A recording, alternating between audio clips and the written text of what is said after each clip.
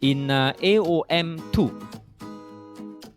I think we have come across this hexagram 47 called 折水困.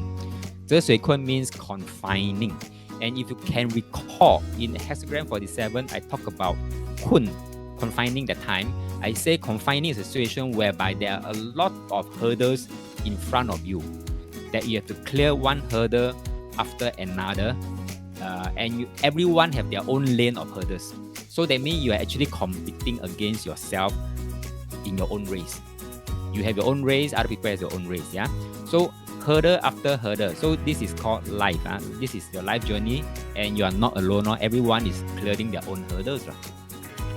Now, what happened is that in the process of clearing hurdles, and if you don't have that kind of growth mindset that you think that by clearing hurdles after hurdles, the hurdles are helping you to grow better and stronger each time. If you have those fixed mindset to say that, wow, why is this happening to me again? 一波未平,一波又起, that kind of fixed mindset, then very often you land yourself up into 天水送. Okay, because if you close up this gap, if you close up the line 6 gap, I mean not having an open mindset but closed mindset, very soon you find yourself landed yourself into 天水送, arguing, and that is where you get into dispute with other people, argument with other people, legal suit with other people, or at loggerhead with other people, and therefore you will have to maneuver yourself out of those situations. Of course, in AOM1, we already covered every time you land yourself into argument. Can anyone recall, if you land yourself in an argument situation, what did I Ching recommend you to do? What is the next path to do? Can anybody recall? Just a quick revision of AOM 1. I know it's quite far away. Nobody can recall?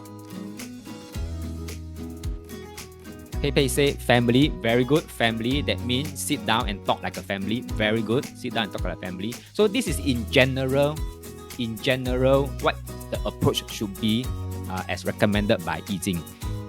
Another approach, if you can recall, I say whether you want to take the leg approach or the paddle approach, if you all can recall. Alright? 地水师 or 水地比卦. Okay, so again, these two is another two approach. And if you want to take the 地水师 approach, what are the conditions you must fulfill before you can safely execute the 地水师 hexagram energy?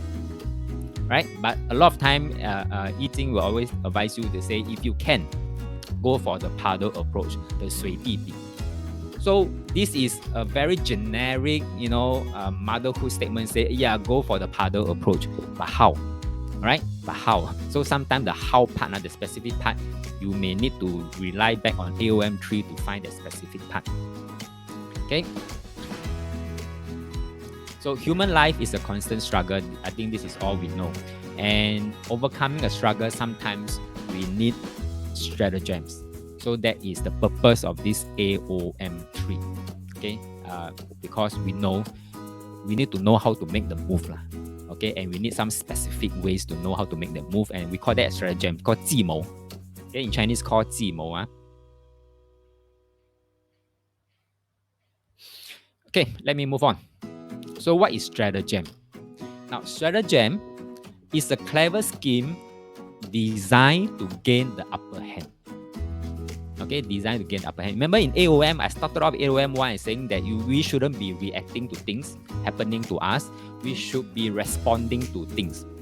So sometimes when we respond, we use stratagem to respond. Okay, so that we can quickly gain the upper hand of that situation.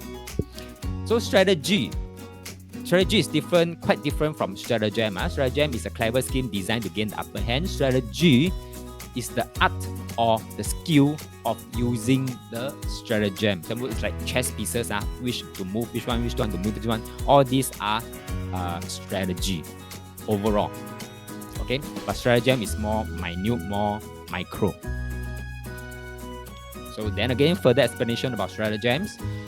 Stratagems are like invisible knives. Remember this, invisible knives. That means people can't see.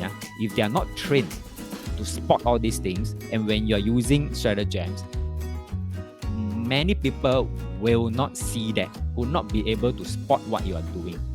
Okay, but having trained now, you will be in a better position to spot all these invisible knives.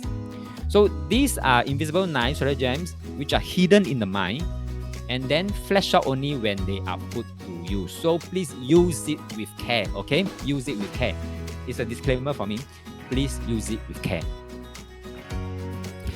Stratagems, as you might have known, is often used by military, politicians, and businessmen.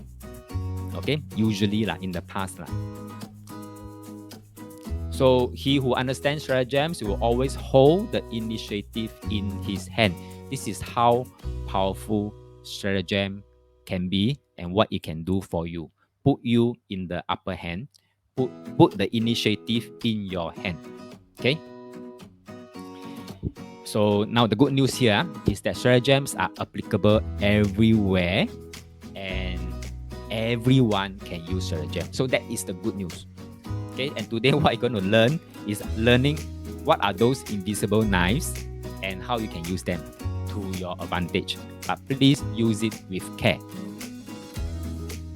So you're about to immerse yourself in a whole new world. I call it the meta world. What is meta world? Meta means a level up. Okay, a level up. Meaning, after learning this program, when you see people behave in a certain manner, you see them from a higher level dimension. All right. Unlike other people out there, they are seeing on maybe a 2D dimension, but you're looking at a 3D, 4D dimension. So it's a meta up world. So with this AOM 3, it completes the whole AOM trilogy, and then you can truly unlock the eating gems in the Art of Maneuvering series. Okay, so what it means here is instead of being in the situation, get caught up in the situation, you find yourself in the better position to stay outside of the situation, looking in, evaluating the situation, and then devising stratagems for your next move. And this is what I call response. No, not me. Eating, call response. Okay, so this call response, not reacting, but response.